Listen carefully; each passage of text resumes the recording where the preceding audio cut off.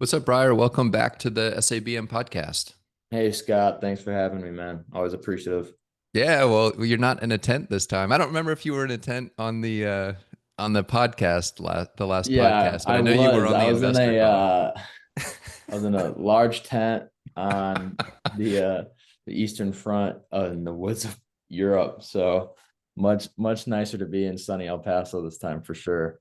Yeah, well, that takes dedication. I just remembered that investor group call or maybe, series of calls that you were on, and it's like, man, I do that. That shows a lot of dedication. It was probably like late at night, and there you were pitching your deal or your fund, your first fund, and pretty cool, man. So you still hold the record for the youngest Academy grad to ever present to the investor group. So congratulations on that record, Appreciate it. Thank and now you. you're, now Yeah, you're I'm launching hoping. fund too. Yeah. It's a great transition. I hope I'm still the youngest for fun too. I'm sure like in the new AI age, someone might beat me, and probably in the next couple of years. But yeah, I guess it's a good foot in the door for sure. I know Rob was close. He's a year older than me though, Rob Pekarik. So Oh, that's right. I had to come on again just to keep the competitiveness going for sure. Yeah, well, it's really cool, man, to see younger grads out there making it happen, and you've certainly made it happen. And yeah, man. So maybe just to kick off things, why don't you just reintroduce yourself to the audience? Talk a little bit about what you do, and then we'll dive into lessons learned from Fund One and what you've got happening with Fund Two and all of that good stuff. Sure. Yeah. So I'm Briar Bearss. I'm a West Point 22 grad, originally from Michigan, around the Thumb region, just northeast of Flint.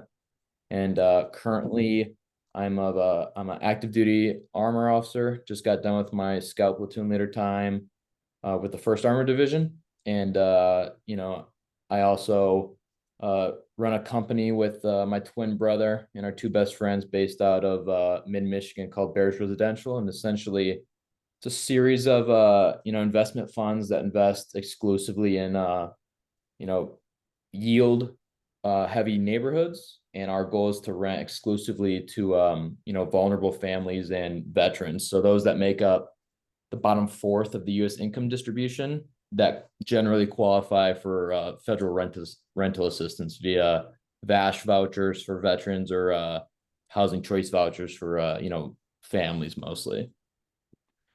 All right. Well, congratulations, man. And so that's a little bit about your strategy, and maybe just to dive in here. You're launching your second fund, so congratulations. It wasn't one and done. So, Yeah. but maybe describe, kind of what the portfolio looked like in Fund One. As far as you kind of gave a description, but what it looked like, what it consisted of. How many units or whatever, and then kind of what your goals are for Fund Two, and what the goals that you're trying to tackle with this new fund. Yeah, so Fund One was really a pilot round, if you will. It was very investor friendly on the return split, and very aggressive, I guess. So really the goal was to just prove this concept that hey, we can go into neighborhoods with very low but stable home values that have a great arbitrage, excuse me, opportunity when it comes to fair market rents. And so really we just raised $1 million from investor capital on a debt note and said, hey, we're going to go out and do this. If you guys believe in it, you're going to get a great return. And so our goal was to get 60 properties in, originally the timetable was 18 months to 3 years is what we thought. Obviously, we exceeded expectations in a lot of ways. We were fully raised and deployed in 9 months, and then stable in about a year.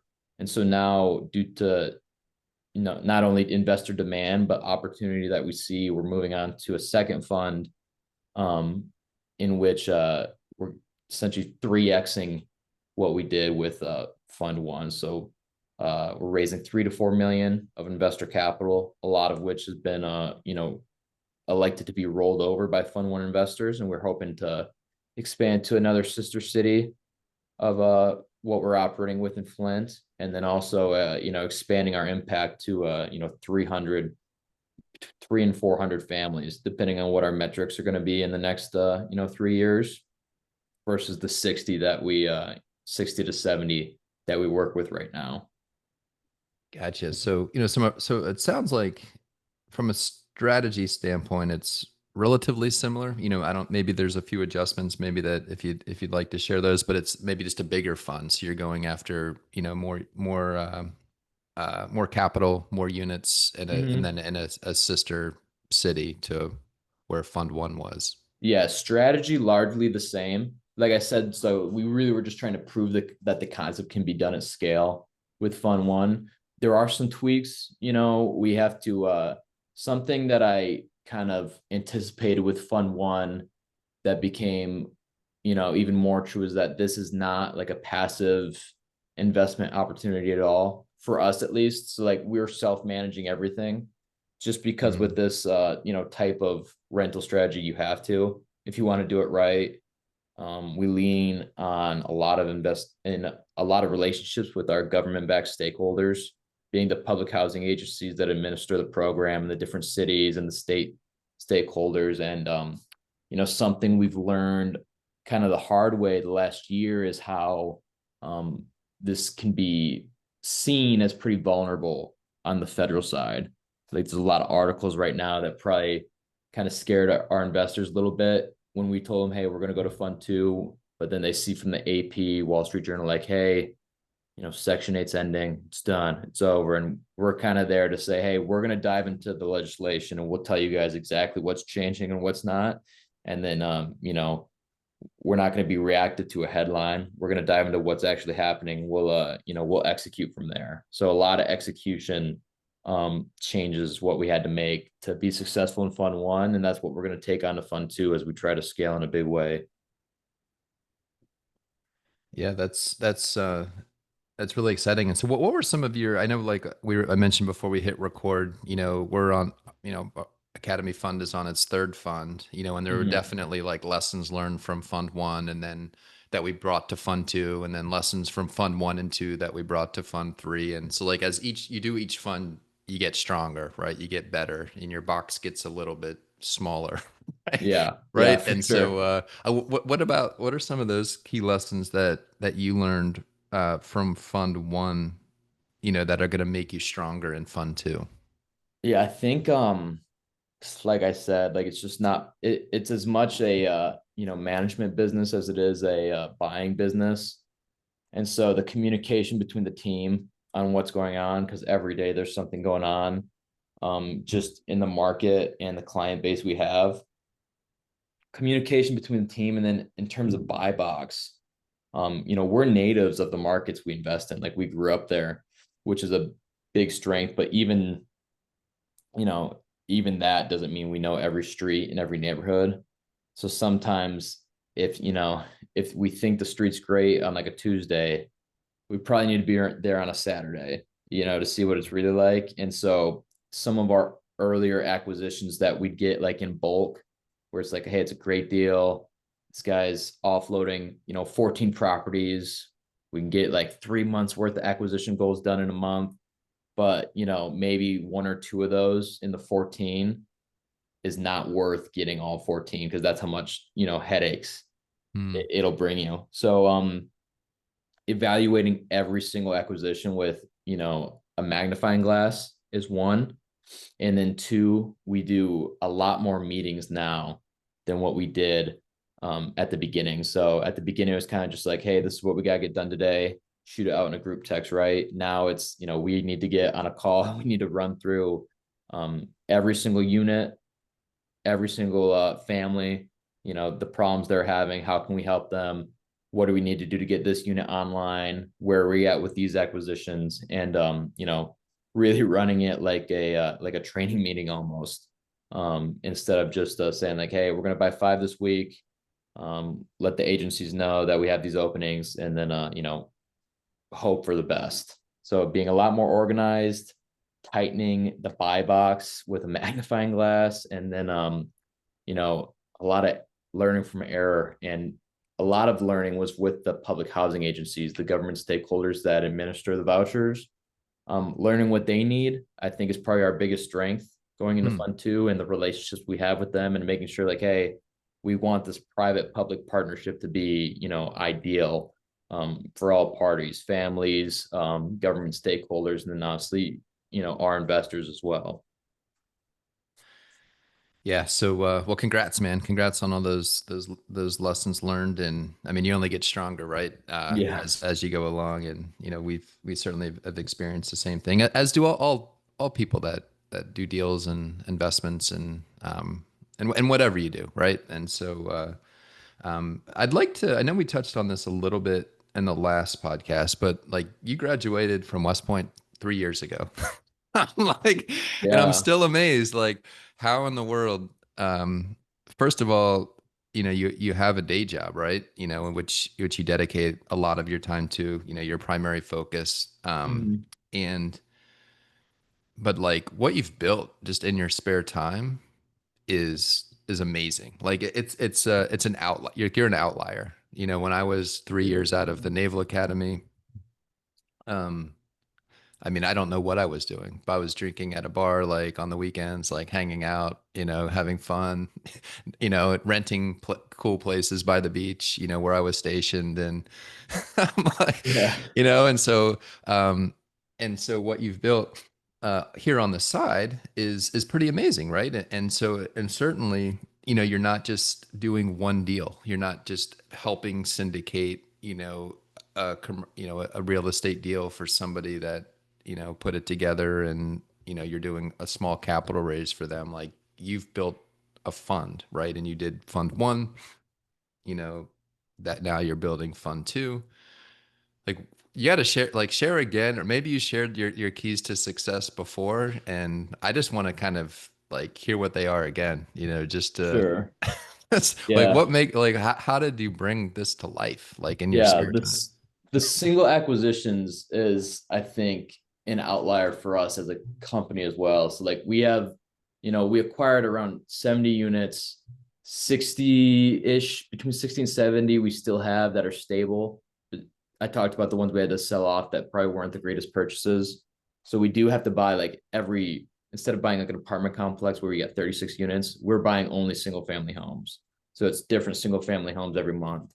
And in terms of success, man, so on the Army side, um, I all I want to do is be a platoon leader. Like at the academy, my time at Bullock, like I was so excited to be a platoon leader and lead, scouts in the world's greatest army. And so on the Army side, we were, I say this very proudly, like my NCOs and my soldiers, we were named the number one platoon in the brigade in terms of Bradley Scout platoons. So I like to make it clear that just because you're seeing success on the private side doesn't mean I'm very, and I tell this to anyone that's trying to do active duty entrepreneurship, like your mission as officers, that's the most important thing that you're going to do while basically probably just in your 20s, no matter how much success you have on the public side. And I made a LinkedIn post about this. I've learned more about being a platoon leader in terms of leadership and crisis management than I will ever learn, at any MBA program, any board meeting. So I got to give all the gratitude and thanks to my NCOs and my soldiers of Raid Platoon and 1-1 Cav. Those guys were the best. And so they made my life, very easy, during training.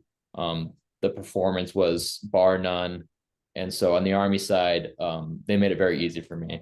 And then on the private side, I have the best team of, misfits that anyone could ever ask for, right? So it's me, my twin brother who runs our acquisitions and day-to-day operations, and then our two, best friends from Millington High School, just north of Flint. And so I'm so blessed to have them as a team to run the day to day while I can just, be on podcasts and like talk to high net worth people to raise money. And so they make a lot of it happen. And so I really can't take credit for much on either side. But, in terms of secrets to success, like you are who you surround yourself with. Um, you know, I'm very keen on I'm never gonna be the smartest person in the room. So I'm gonna try to surround myself with people who are a lot smarter than I. So we brought on, with Fund Two, a board of advisors of extremely intelligent and experienced people that, think it might be fun to help out a younger grad. So all thanks to them. And then you talked about like the weekends. Like, I mean, I'm married. I've been married 2 years to my beautiful, wonderful wife, Chloe. I got a golden retriever. Like, I'm not really going out on the weekends. Me and my brother will play golf like on Saturdays, but that's really it. And I love this so much. Like, this is like all I do. This is my hobby. This is like my video games. This is like my going out. Like, I'd rather just be like in the spreadsheets and going over the altas and the deals and the Zillow listings. Like, I don't know. It's just that's where I get like my dopamine rush from on a daily basis. So yeah, I mean, if you can't really have everything at once, I think. So I think it's kind of like sacrifice your 20s to live in your 30s type stuff. And I wouldn't want it any other way. Yeah, well, congrats. And so it sounds like so surrounding yourself with the right people. And you mentioned that a couple of times with I mean, the platoon and then your team, your real estate team. And and then it just sounds like you have an incredible work ethic. And what about like so team aside, and it's just Briar, it's just you. Like, what are some of the habits you have, or maybe some like weird things that you do that that maybe like, because dude, like you're accomplishing so much, and I'm just kind of curious if you could share like some hacks or just like, hey, just some personal development habits that you do, that might not everybody else might not be doing, right? That Yeah, you could share that what makes you unique and what makes you this super achiever. sure. I think I'm probably behind on the personal development side, to be honest. I think it I think when you want to do like, and I talked with my buddy Mark Kong, West Point class of 14, who's running Evolution Mortgage right now, also out of El Paso. And we had a conversation about this. It's like, dude, like you're gonna have like probably the worst habits, like going to bed at 2 a.m. to put out fires. Like, for example, we had a tornado back in Flint, and I'm in El Paso. And so when a tree falls on a house and she needs to get in a hotel for the next week, it like you're not gonna you're not waking up at 5 a.m. to go for a 3 mile jog and an ice bath. You know what I mean? So I'll say I wake up and I do Celsius in the shower. That'll get me going in the morning, energy drink. And then having my email on my phone and just being, instead of addicted to Instagram, I'm kind of addicted to my emails, answering as quick as possible, and then being there for your team. That's probably my secret to success. And I'll say we've also been doing this for 5 years now. So it kind of come like the learning curve kind of has lowered a little bit because in terms of surprises, I'm never going to say I've seen everything, but I'm getting to the point where it's like it's when we're reacting to situations, we're a lot better at being preventive, and never making the same mistake twice is something I'd probably say is big on our part. That's kind of a leadership thing that I probably am the biggest on. I'd say that's this, little secret superpowers. I never make the same mistake twice. I think that's and even if like you're evaluating someone or someone on your team, like if we're making the same mistake twice, it's unacceptable. This first mistake, don't harp on it. Don't be the tyrannical leader, but don't do the same thing twice. Especially when it's costing money or costing time or something like that. But yeah, in terms of like personal development, I'm not able to read books as much. I like to read Steve Schwarzman, the his book for BlackRock. I might have said his name wrong, but yeah, Yeah, yeah, I've got that one. yeah, Yeah. Okay. it's I got it right here. So what it takes by Steve Schwarzman. I like his book. He's got a lot of good nuggets that we put into place. We got a small office just west of Flint, And something that I implemented from his book is like our office needs to be a place we never want to leave. So Hmm. for my guys, they kind of got the green light. Shout out to the Chase Ultimate Rewards points, but like I was like, yo, make this office like somewhere something you love to be in. And then uh so I guess that's another nugget I'd say, like make your team needs to be having fun like almost the whole time. Yeah. Um What are some of the things they did to the office that were, that so that we made have it fun to be in? so where we should probably have a lobby table, we have a ping pong table. So shout out to my brother Bryce for bringing that in without telling me. And then we fold it up and it has like a poster on the back. So when we have to actually get serious, we'll fold it up and then it looks like it's just like a poster on the wall. So Okay. that's one thing. And then they have like, their speakers, their music. Our office is a fun spot to be. We got in the war room is what we call it, or like our big conference table with our goals and our TV to do our meetings, and we got a putting mat because we're all golfers. Just stuff like that, stuff to keep it comfortable, keep it fun. It's all like pretty close to their homes. So like when I have to call, my buddy's fiance and be like, hey, I need Wesley to go in on like a Saturday at 5 p.m. Love Island's gonna have to wait one more day. Wes is like, okay, yeah, I'll go to the office. You just gotta tell Sam. So I'll do stuff like that.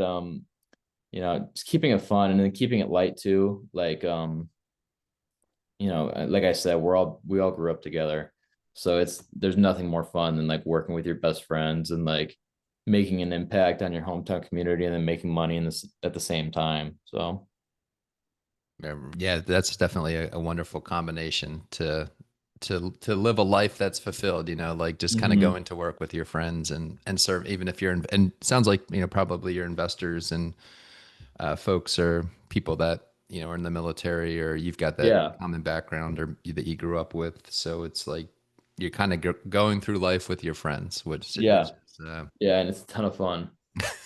Yeah, Well, so what does this look like if you're doing it full time? I mean, right now it probably has a fraction of your brain, right? yeah, How do things change? Like, what do you see? Um, if you were able to do this full time, or when you step into it full time, like, what does that look like yeah. when Briar's just like released into like his his full genius to growing this real estate business? Yeah, when I can use like 100% of my brain, I guess. Yeah, so I like to like test that when so I'll take like a week of leave or like a 4 day and I'll go like and I'll pretend that like, oh, I do this every day. So like I just talked about our office for so long. Mine is like a corner desk, like that is bare, and everyone else's is super cool, but no other way I'd have it. So full time, I mean, I I talked to one of my earliest calls to raise fund one. He said, yeah, man, I mean, you seem like a type of guy that can't be doing one thing at once. And I kind of agree with him. Hmm. So I still have 2 years left in active duty. And in 2 years, I think we'll be well on our way to stabilization with this fund. I think we'll have a great system. We'll probably be around 200 units by then, would be a 2 year goal, I guess. Possibly more. And so it probably be more the same. Probably I'd like to make a lot more influence on the policy side of this. Obviously, there's obvious conflict of interest because we're profiting off of, the policy in question. But I think it's pretty misunderstood by both municipal and state stakeholders as well as investors and the client base it serves as well. I think it'd be a great I think it has a lot of opportunity to continue not only growth but revision. So being an influence on the policy side would be interesting. Hmm. That we just simply don't have time for. We can do it a little bit on the local side right now, just because of our size and recent success. But I'd probably like to take a look at making an impact on the state and federal policy side as well. Yeah, and that would fit right in too. And it's, kind of congruent, like mission driven, like your military service. And that's really cool. Yeah, that's a really cool dynamic to, have this public private business, and you've got and what you learn from the private business, right? Then you can help the The public side public of side, things, yeah, exactly. Yeah. improve. So awesome, man. What would you say, so looking out over the rest of the year, so it's end of July as we're recording this, well into the third quarter here. What are some of your most important goals as we finish out the year? And then, yeah, maybe we'll start there. And then maybe if you want to share a moonshot goal or a long-term goal with us, we'd love to hear it. Sure. For the rest of the year, so Fund 2 is, kind of was semi-launched this past week. We already have over a little over half of it, our target goal raised, Hmm. largely from, repeat investors. Six of our seven Fund 1 investors either rolled over their earnings or and also invested more into Fund 2. So that's something we're really proud of as well, is the repeats from Fund 1. And then also they made a lot of referrals that just like I didn't really have to, like I haven't even been on the investor call yet, which usually gives us a ton of traction on the capital raise side. And so uh funding the rest of that in terms of capital commitments would be a big goal. We're at 1.61 right now. I'd like to get to probably three, and then we have an expandable option to four by the end of the year. That'd be nice just to say like, hey, we can move with aggressiveness, be cautious aggressiveness, if you will, like smart velocity, because we know that we're not going to have to stop to raise more. And then in terms of the operational side, we want to get to 80 houses by December 31st. So 20 more by the end for the, now that I say that, it sounds a little bit short, but if we did 10, 10, 10, yeah, so maybe 90 properties would be a very successful year. 90 properties by the end of the year, 75 families housed. And then we want to increase the number of VASH vouchers we have, which is it's the combination between the HUD and the VA. So it's for veterans. Essentially, it's a veteran voucher for homeless vets, and so we want to increase our market share of those. It's pretty low right now, but that's just because those vouchers aren't like they're not as there's not as much. There's just not as much. There's only a couple dozen in our target markets, but we want to be the leader in that sect just because of what the Army's done for me and Hmm. the opportunities it's given me.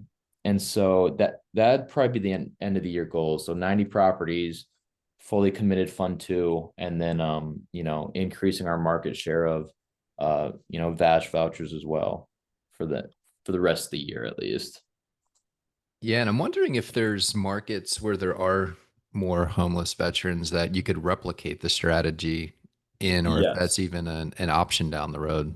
Yeah, What, what do you- so that would be a huge fun. I think, going back to your question about what I do full time, diversifying our model would be a big one. And so with the VASH vouchers, they are heavily concentrated in the big cities. And so Michigan is not like a huge veteran presence just naturally. And so Texas and California, like that, those are Texas, California, Georgia, the South. That is the huge VASH state. And so I do look at, cities like the Columbus, Georgia's. It's just so dependent on the home values in terms of Hmm. replicating markets because the yield is what makes this really profitable at scale. Hmm. And so if going to replicate this in a market where the average home value is probably like 150 to 200 would be very different.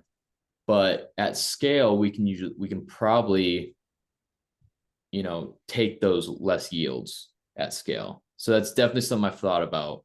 But in terms of Fund 2, probably just going to have to stay in the Michigan Saginaw just because we can drive there for now. But yeah, Yeah. definitely something I'm looking at in the 3 to 5 year mark.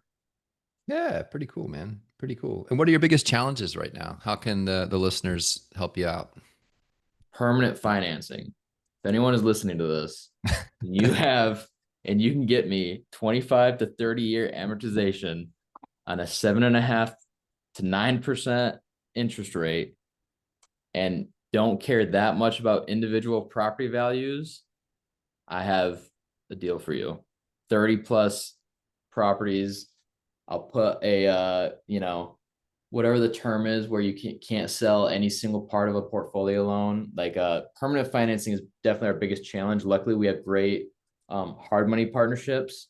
And so our credit union partner is great. Don't get me wrong, but just the a private company would be great to partner with. And then obviously, if there's any investors out there that are interested in getting in on that return, that'd be great as well. But definitely, permanent financing is the biggest. I'm not gonna say it's a obstacle, but it's definitely slows us down the most, for sure. All right, Briar. Hey, man, it's been a pleasure having you back on the podcast. What's the best way for folks to learn more about you and connect with you?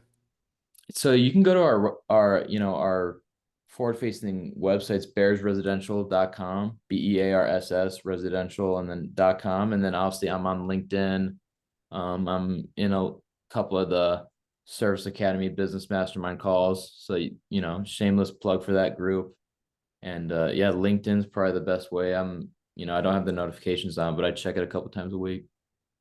All right. Well, cool, man. Well, we'll link to your LinkedIn and your website in the show notes so people can reach out and connect. And I guess I'll see you back in August, again in August here at the next investor group meeting. So Yes, great to sir. have you Looking pitch forward there. to it. Thanks, Scott. Yeah. Well, here's to a strong finish to 2025. Awesome. Appreciate it.